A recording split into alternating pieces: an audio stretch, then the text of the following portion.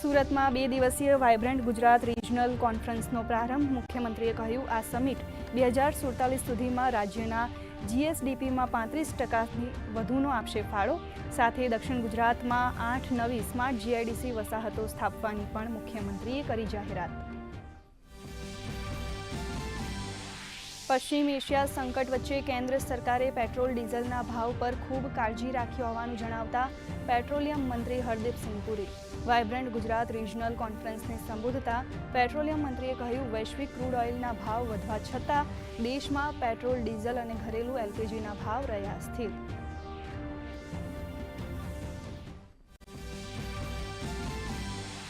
સુરતમાં 66માં ગુજરાત સ્થાપના દિવસની રાજ્યકક્ષાની ઉજવણી. પોલીસ પરેડ દ્વારા ઉજવણીનો કરાશે પ્રારંભ. તો ડુમસ સી ફેસ ખાતે ભવ્ય સાંસ્કૃતિક કાર્યક્રમનું આયોજન. રાજ્યપાલ, મુખ્યમંત્રી અને નાયબ મુખ્યમંત્રી સહિત અગ્રણીઓ રહેશે ઉપસ્થિત.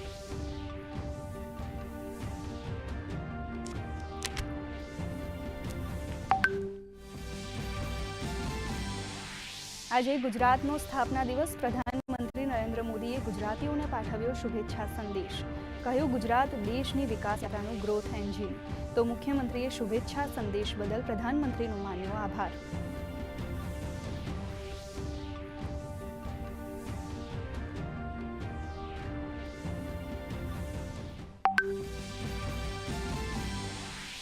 પ્રધાનમંત્રી અને ગૃહમંત્રીએ મહારાષ્ટ્ર દિવસ તથા બુદ્ધ પૂર્ણિમા નિમિત્તે નાગરિકોને પાઠવી શુભેચ્છા.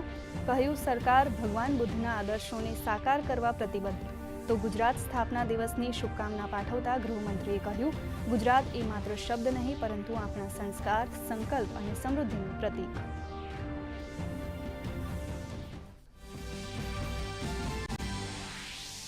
કેન્દ્રીય ગૃહમંત્રી અમિત શાહ 2 દિવસીય લદ્દાખના પ્રવાસે. લેહમાં બુદ્ધ પૂર્ણિમા નિમિત્તે યોજાયેલા વિશેષ કાર્યક્રમમાં ભગવાન બુદ્ધના પવિત્ર અવશેષોના કર્યા દર્શન.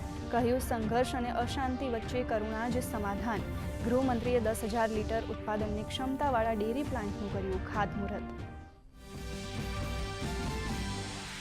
પશ્ચિમ બંગાળની ચૂંટણીને લઈ મહત્વના સમાચાર. પશ્ચિમ બંગાળમાં મગરહાટ પશ્ચિમ અને ડાયમંડ હાર્બરના 15 બૂથો પર આવતીકાલે થશે ફરી મતદાન. સ્ક્રુટિની પછી 29 એપ્રિલના રોજ યોજાયેલ મતદાનને ચૂંટણી પંચ દ્વારા રદબાતલ જાહેર કરાયું.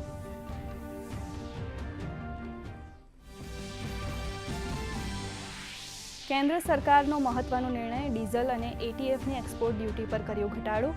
સ્થાનિક છૂટક ભાવ પર નહીં થાય કોઈ અસર. તેલ કંપનીઓને મળી રાહત.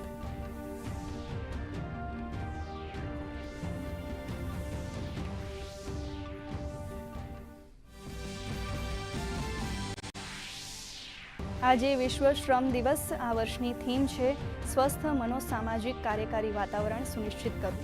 અમદાવાદ સહિત રાજ્યના વિવિધ જિલ્લાઓમાં કામદાર સન્માન કાર્યક્રમનું આયોજન.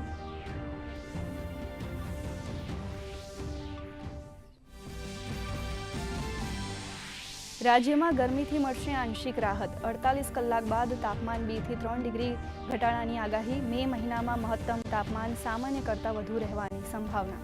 સૌથી વધુ 42.2 ડિગ્રી મહત્તમ તાપમાન સાથે રાજકોટ બન્યું સૌથી ગરમ શહેર.